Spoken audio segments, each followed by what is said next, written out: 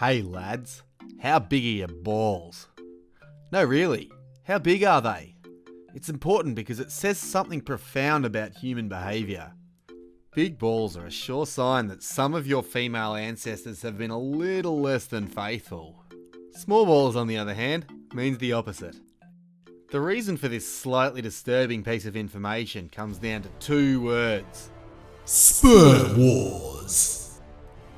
When two males have sex with the same female within a day or two of each other, the sperm of each male will battle it out in her uterus in an epic war of attrition resulting in hundreds of millions of casualties. On the surface, she could be having emotional issues, not be happy with her husband, or just want a good romp with the hot bloke she met at the gym. But beneath the surface, she's running a winner-takes-all fight to the death where two loads enter but only one load wins. It makes sense if you think about it. Animals that initiate sperm wars place big evolutionary pressure on males to increase their sperm count in order to win. You get a great example by looking at our two closest relatives. Gorilla females will only ever mate with the alpha male, and the only way another male will ever get to mate with any females is if he kills the old alpha.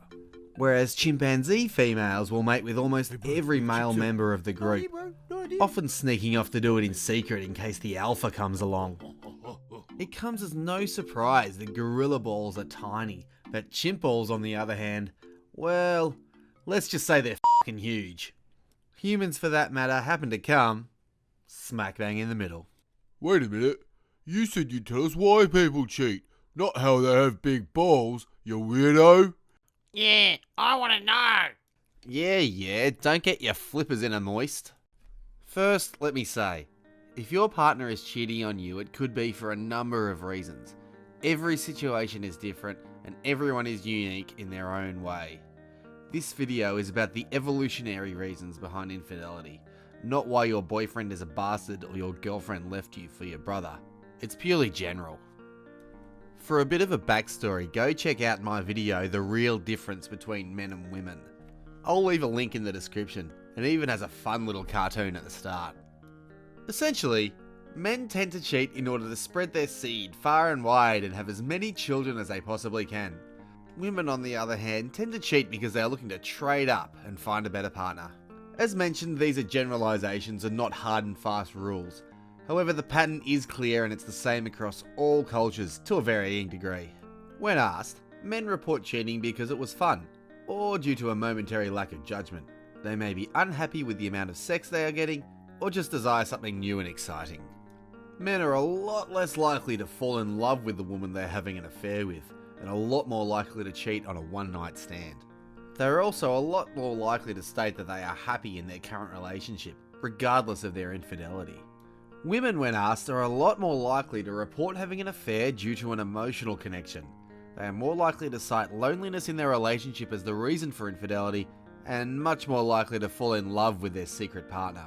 Some other interesting trends worth looking at are that men with higher testosterone levels and women with higher estrogen levels are more likely to cheat than those with lower levels of each hormone.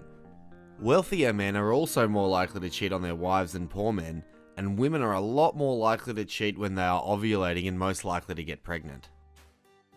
To understand why this is the case, we need to go back to a time before history.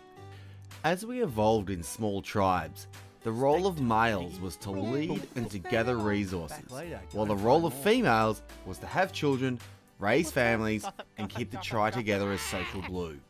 When you look at it from an evolutionary standpoint, the stakes and payoff for infidelity are very different for men and women. For men, a quick romp in a secluded cave with a hot young lady from a neighbouring tribe was relatively low risk. He could make a quick deposit, then stroll back to his long-term partner in time for dinner. If caught, his partner would probably be upset. However, in most cases, she could do little about it. She still likely needed him to provide for her and her offspring. For this reason, women are a lot more likely than men to stay with a cheating partner. Women tend to be far more concerned about their man building an emotional bond with another woman rather than having no-string sex. An emotional connection to another woman threatens her resources. Sex doesn't. On the other hand, a woman always risks getting pregnant when she has sex, and if her partner was to find out, it would likely mean an end to any resources he was providing her. This could be disastrous for any children she might already have, not to mention her social rank within the tribe. For this reason, when women cheat, they are far more likely to be looking for a new partner than they are to just want a night of hot lovin'. Men are also a lot more likely to get violently angry when they learn of their partner's infidelity. Sexual jealousy is one of the main causes of murder around the world, and when you think about it, in terms of gene reproduction and resources, it actually makes sense. Prehistoric males who got violently jealous over infidelity were more likely to pass on genes than males who didn't care. A man can never be fully sure that a child is his. We didn't always have paternity tests. You are not. When resources are scarce and passing on genes takes many years of work, you want to be damn sure that you are the father.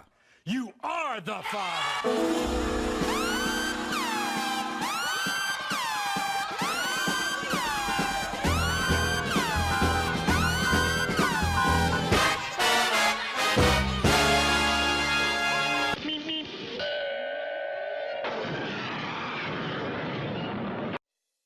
Humans are interesting creatures. We all have unique personalities and upbringings, and often do things without logic or thought.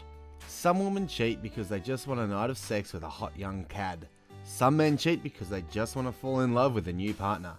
Ultimately, like most things to do with sex, it all comes down to passing on genes. Just never ever forget, men and women are different because men make sperm and women make eggs.